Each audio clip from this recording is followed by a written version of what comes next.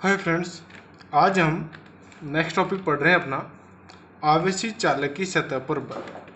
आवेशी चालक की सतह पर बल को समझने के लिए हमें मान लेते हैं कि अपने पास कोई ये गोला है, ठीक है। कोई ये चालक है, इसको हमने आवेश दिया। जब हम इसको आवेश देंगे तो संपूर्ण आवेश, क्योंकि ये एक चालक है, तो संपूर्ण आवेश इसके पृष्ठ पर एक समान रूप से वितरित हो जाएगा। माना कि इसका पृष्ठ आवेश घनत्व जो है वो सिग्मा है। अब इस चालक के अगर छोटे छोटे अल्पांशों की बात की जाए, जैसे ये अल्पांश ले लें हम यहाँ से, इन छोटे छोटे अल्पांशों की बात की जाए तो इस तरह का प्रत्येक अल्पांश, जैसे यहाँ पर भी कोई अल्पांश होगा तो ये प्रत्येक अल्पांश दूसरे अल्पांश पर प्रतिकर्षण बल लगाएगा। क्यों? क्योंकि समान आवेश होगा अल्पांशों पर और एक अल्पांश को हम अलग से भाग मान सकते हैं, तो प्रत्येक अल्पांश अन्य अल्पांशों पर क्या लगाएगा? प्रतिकर्षण बल।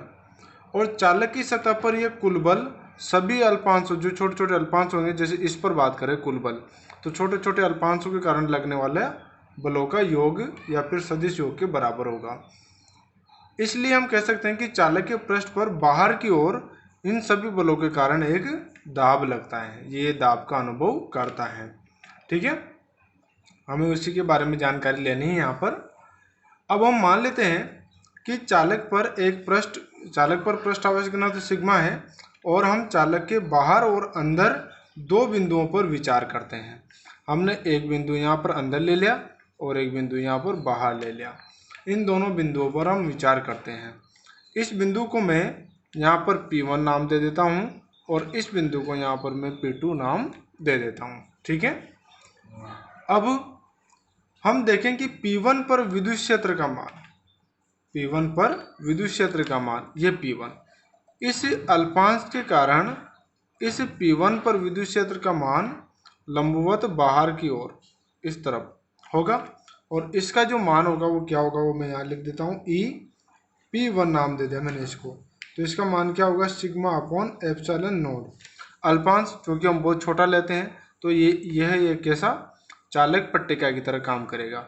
जो आवेश का लास्ट वाला अनुप्रयोग हमने पढ़ा था, गाउस का एक अनुप्रयोग पढ़ा था चालक पट्टिका, तो उसके कारण सिग्मा अपॉन एप्सिलॉन नॉट ही मिला था हमें, ठीक है। ये अपने पास समीकरण 1 हो गई। ये क्या आया? बिंदु P1 पर विद्युत क्षेत्र निकाल लिया, ये हमने विद्युत क्षेत्र, ठीक है।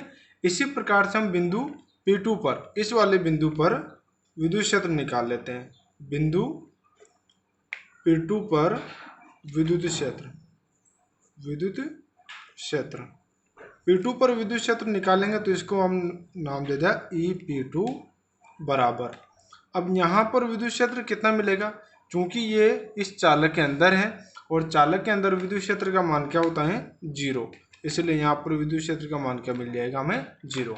धीरे धीरे समझते हुए चलेंगे हम, ठीक है। यहाँ तक क्लियर हो गया सबको। अब हम ये ले लेते हैं कि चालक पर अल्पांश ds ले लिया हमने, एक अल्पांश ले लिया हमने, ये ds, ठीक है। अभी तक इस चालक के कारण हमने इस बिंदु पर और इस बिंदु पर विद्युत क्षेत्र देख लिया। ये एक हमने जो चालक पट्टिका की तरह व्यवहार कर रहा है, इसलिए यहाँ पर चालक पट्टिका के लिए विद्युत क्षेत्र सिग्मा अपॉन एप्सिलॉन नॉट लिया। अब हमने अल्पांश ले लिया है, अल्पांश ds लिया, जिसके कारण हम विद्युत क्षेत्र E1 तथा इसका जो ये अल्पांश के कारण विद्युत क्षेत्र E1 और शेष भाग के कारण विद्युत क्षेत्र E2 हम मान लेते हैं। अब यहाँ पर ये समझना पड़ेगा कि बिंदु P1 पर विद्युत क्षेत्र जो होगा वो इसके कारण तो होगा लंबवत इधर की तरफ E1, ठीक है, और E2 भी किधर होगा? इस तरफ E2। अब इसके कारण विद्युत क्षेत्र E1 है तो E1 तो इधर हो जाएगा और इस शेष भाग के कारण विद्युत क्षेत्र E2 है तो E2 इधर होगा, इस वाले भाग के कारण। क्लियर हुआ सबको? ठीक है। तो अब इसके कारण हम देखते हैं, फिर वापस से हम यही मान निकालते हैं कि P1 पर विद्युत क्षेत्र P1 पर जो विद्युत क्षेत्र मिलेगा EP1, वो मिलेगा P1 पर तो E1 प्लस E2 के योग के बराबर, ठीक है, ये समीकरण 3। इसी प्रकार P2 पर देखें, P2 पर विद्युत क्षेत्र, तो ये E P2 बराबर, यहाँ पर दोनों विपरीत है इसलिए हम इसको E1 माइनस E2 करेंगे, क्योंकि अलग अलग दिशाओं में है। E1 इधर है और E2 इधर है, ठीक है, तो अलग अलग दिशाओं में, इसलिए यहाँ पर मैंने माइनस लगा दिया। ये समीकरण नंबर 4 हो गया। अब हम यहाँ पर समीकरण ये 2 और 4 को लेते हैं। 2 व 4 से, 2 व 4 से ई P2 का मान कितना है, 0। तो यहाँ रख दें अगर इसको, तो हमें क्या मिल जाएगा कि E1 माइनस E2 बराबर 0। तो यहाँ से हमें मान मिल गया है कि E1 किसके बराबर हो गया, E2 के बराबर। ये हमें याद रखना है, E1 किसके बराबर हो गया यहाँ पर, E2 के बराबर। अब ये मान जो हमें मिला है वो हम समीकरण 3 में रखते हैं, तो इसको क्या लिख दें हम, समीकरण 3 से। तो समीकरण 3 में हमें क्या मिल जाएगा, यहाँ पर रखते हैं समीकरण 3 से। तो P1 पर विद्युत क्षेत्र का मान ई P1 बराबर, यहाँ पर E1 की जगह भी E2 रख दो, प्लस E2, तो क्या मिल गया ये 2E2, ठीक है, 2E2 हमें मान मिल गया है, ई P1 का मान। तो हम इसको एक बार और लिख देते हैं, ई P1 वेक्टर बराबर 2E2। ये समीकरण हमें 5 मिल गई, ठीक है।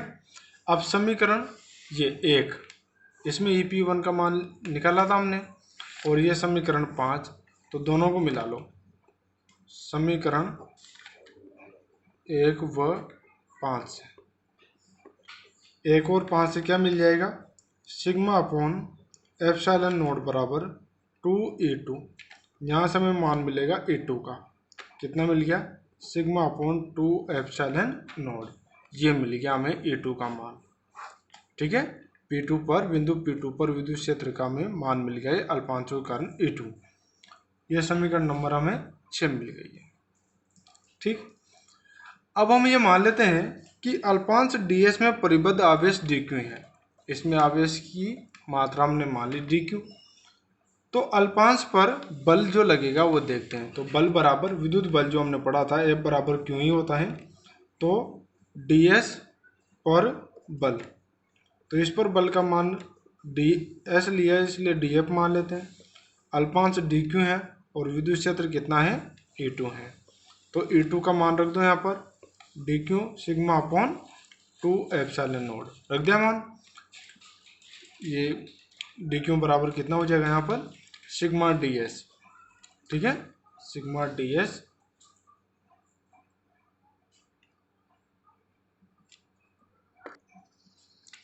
तो हम यहाँ पर देखेंगे, ये E2 का मान रख दिया आपने सिग्मा अपॉन 2 एप्सिलॉन नोट, और dq का मान, क्योंकि हम जानते हैं कि कहीं पर भी सिग्मा बराबर देखें पृष्ठ आवेश घनत्व, तो इसका मान होता है अपने पास dq अपॉन ds, ठीक है।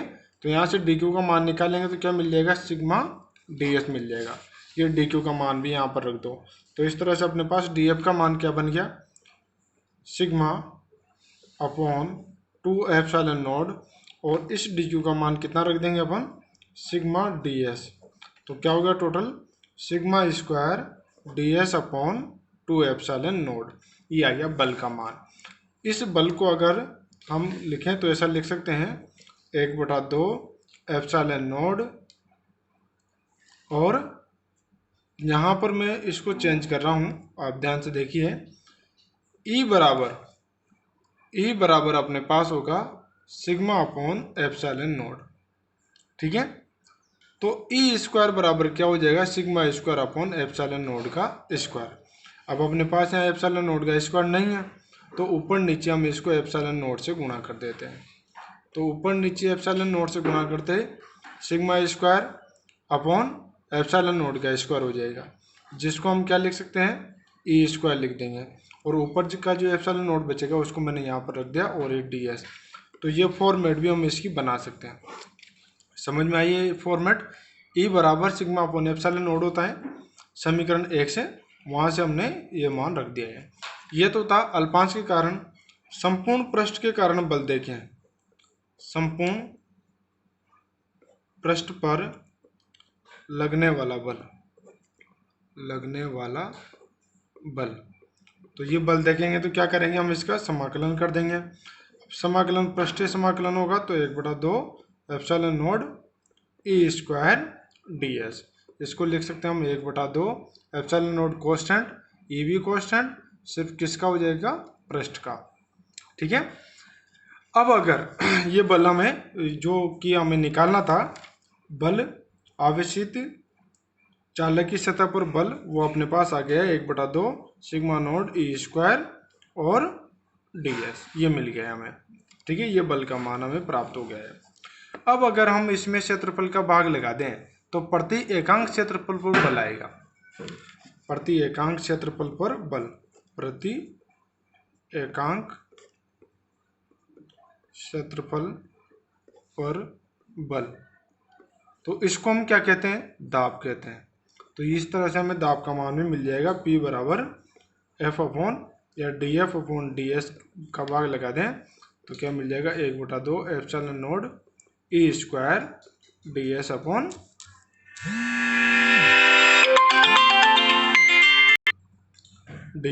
डी एस मिल जाएगा। इससे कैंसिल हो गया तो दाब का मान कितना मिल गया अपन को, 1/2 एप्सिलॉन नॉट ई स्क्वायर, ये मिल जाएगा हमें दाब। ठीक है। अब हम देखते हैं अगला टॉपिक, विद्युत क्षेत्र के एकांक आयतन में ऊर्जा या फिर ऊर्जा घनत्व। इससे पहले वाले टॉपिक में हमने बात की थी आवेशित चालक के सतह पर बल और दाब के बारे में। अब मान लेते हैं कि हमने किसी चालक को आवेश दिया हुआ है। अब हम थोड़ा सा आवेश, जैसे मान लेते हैं ये प्लस क्यू आवेश है, ये इसके पास लेकर आना चाहते हैं।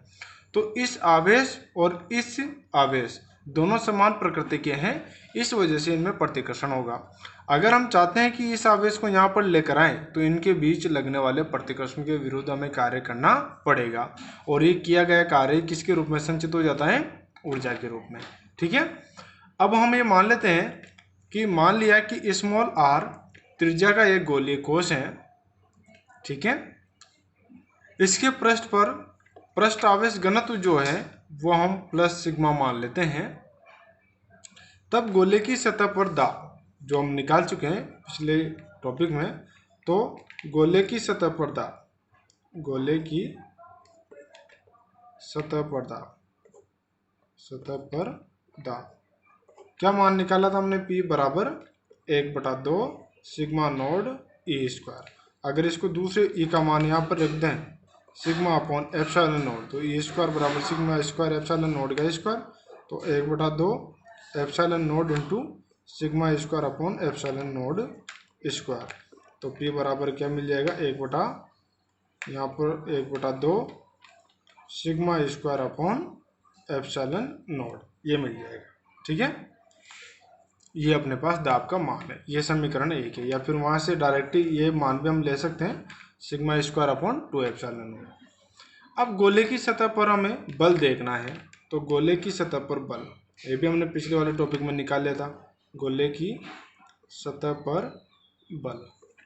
तो बल बराबर क्या होता है, F बराबर PA, मतलब दाब का मान 1/2 sigma square upon epsilon not, और क्षेत्रफल जो गोला है उसकी त्रिज्या कितनी है, R, तो इसका पृष्ठ क्षेत्रफल कितना हो जाएगा, 4πr स्क्वायर।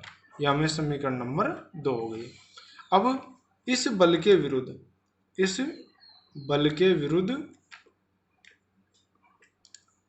विरुद्ध मान लेते हैं हम इस आवेश को dr स्मॉल विस्थापित करते हैं, dr दूरी तक विस्थापित करते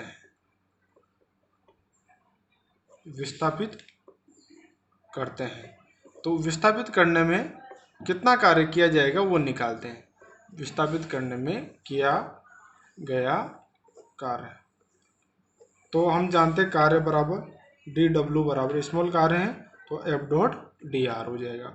F का मान कितना, sigma square upon 2 epsilon not 4πr square, और विस्थापन कितना है, dr। ठीक है। अब ये देखो ये क्या है, यहाँ पर ये है 4πr स्क्वायर क्षेत्रफल इंटू दूरी या लंबाई हम कह सकते हैं। तो क्षेत्रफल इंटू लंबाई क्या होता है, आयतन। क्योंकि स्मॉल डिस्टेंस है इसलिए आयतन को भी हम स्मॉल बोल देंगे, तो dv। ठीक है, तो dw बराबर हो गया अपने पास sigma square upon 2 epsilon naught, इस पूरे पार्ट का मान क्या हो गया dv। क्लियर। ये किया गया कार्य ही, अगर हम संपूर्ण कार्य यहाँ पर निकालें तो किया गया कार्य ही विद्युत ऊर्जा के रूप में संचित होगा। तब किया गया संपूर्ण कार्य, किया गया संपूर्ण कार्य ही, संपूर्ण कार्य ही विद्युत ऊर्जा के रूप में, ऊर्जा के रूप में क्या होगा, संचित होगा, संचित होगा। तो संचित होगा तो कुल कार्य कितना हो गया, समाकलन कर देंगे, W हो गया, यहाँ समाकलन करेंगे तो sigma square 2 epsilon not dV। यहाँ पर हम देखेंगे तो इसकी वैल्यू तो हम पहले भी चेंज की थी हमने, तो चेंज कर सकते हैं, 1/2 एप्सिलॉन नॉट E स्क्वायर और ये dV, ये मिल जाएगा। अब या तो ये लिख दो या ये लिख दो। बात है कि मान लेते हैं अपने पास इस रूप में हमने चेंज करके और ये रूप अपने पास मिल गया और ये dV है। ठीक है, ये है किया गया कार्य, और एक किया गया कार्य किसके रूप में संचित हो जाएगा, ऊर्जा के रूप में। ठीक है, विद्युत ऊर्जा के रूप में। अब अगर हमें प्रति एकांक आयतन में संचित ऊर्जा निकालनी है, जिसको हम क्या कहेंगे, ऊर्जा घनत्व, तो ऊर्जा घनत्व, ऊर्जा घनत्व को कैसे परिभाषित कर देंगे, प्रति एकांक आयतन में, प्रति एकांक आयतन में ये संचित ऊर्जा ही क्या कहलाएगी, ऊर्जा घनत्व। चाहे तो इसको हम UR से व्यक्त कर लें, तो 1/2 epsilon not E square dV में हम भाग लगा देंगे किसका, dV का, तो हमें क्या मिल जाएगा, ऊर्जा घनत्व का मान 1/2 एप्सिलॉन नॉट E स्क्वायर।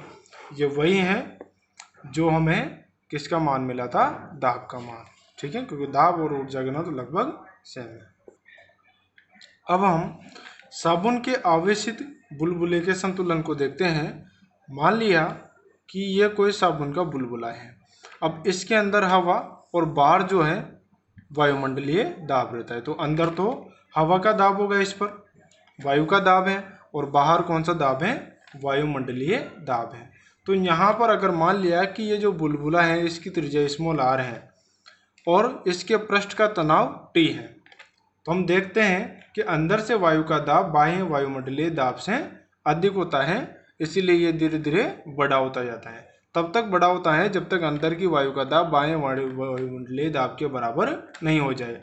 अगर इसकी त्रिज्या स्मॉल r और इसका पृष्ठ तनाव T है, तब दाब आधिक्य, जो हम 11th क्लास में पढ़ चुके हैं, दाब आधिक्य, इसका मान क्या आया था अपने पास, आधिक्य, इसका मान आया था, हमने P एक्सटर्नल से इसको प्रतिष्ठित किया था और इसका मान था 40/r। ठीक है, ये अपने पास समीकरण 1 आ गई है। अब अगर हमें देख लें कि बुलबुले पर पृष्ठ आवेश घनत्व सिग्मा है, मान लो इसको आवेशित कर देते हैं और इस पर पृष्ठ आवेश घनत्व कितना हो गया, सिग्मा हो गया, ये लो। अब पृष्ठ आवेश घनत्व सिग्मा है तो विद्युत बल लगेगा, क्योंकि एक अल्पांश दूसरे अल्पांश पर बल लगाएगा बाहर की ओर, तो विद्युत बल लगेगा यहाँ पर, और विद्युत बल के कारण यहाँ पर विद्युत दाब, जो अभी अभी हमने पढ़ा, उसका मान क्या हो जाएगा, विद्युत दाब का मान लेते हैं, इसको P से प्रदर्शित किया, इसका मान मिल रहा है sigma square upon 2 epsilon not, 1/2 epsilon not E square, दोनों मान हम कोई सा भी ले सकते हैं। ये समीकरण 2 है। अब हमारे पास जो ये दाब आधिक्य का मान है, तो इस दाब आधिक्य के लिए ये आवेशित बुलबुला संतुलन में होना चाहिए। इसके लिए हम कह सकते हैं कि external P external plus P, वही सामान्य स्थिति में तो सिर्फ ये लगता है, लेकिन आवेशित करने पर ये भी लगेगा, तो इसका और इन दोनों का योग इसके बराबर होना चाहिए।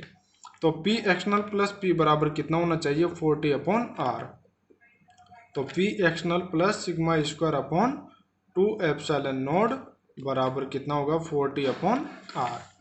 तो हम यहाँ पर P एक्सटर्नल का मान निकाले तो हमें कितना मिल जाएगा, 40/r minus sigma square upon 2 epsilon not. अब देखते हैं हम कि ये आवेशित जो बुलबुला है वो संतुलन की स्थिति में कैसा होगा। तो संतुलन की स्थिति में P एक्सटर्नल का मान कितना हो जाना चाहिए, 0 हो जाना चाहिए। तो क्या मिल जाएगा, 40/r minus sigma square upon 2 epsilon not बराबर 0 मिलेगा। 40/r बराबर sigma square upon 2 epsilon not हो जाएगा। अब यहाँ से जो भी वैल्यू हमें चाहिए वो वैल्यू हम निकाल सकते हैं इस फॉर्मूले से, ये याद रखना है।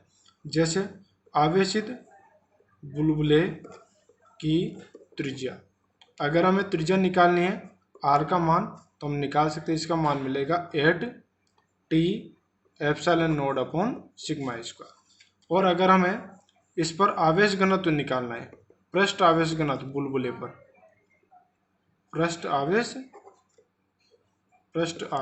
घनत्व, तो पृष्ठ आवेश घनत्व सिग्मा का मान हमें मिल जाएगा √8t epsilon not upon are.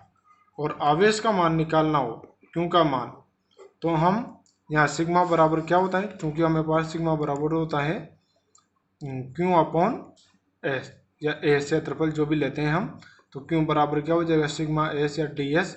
तो इसका हम क्या कर देंगे यहाँ पर 4πr का भाग लगा देंगे। तो क्यू बराबर क्या हो जाएगा 4π√8t एप्सिलॉन नॉट r3, ये मान मिल जाएगा हमें सब। ठीक है, जैसा जैसे हमें जरूरत पड़ती है वो मान हम यहाँ से निकाल सकते हैं।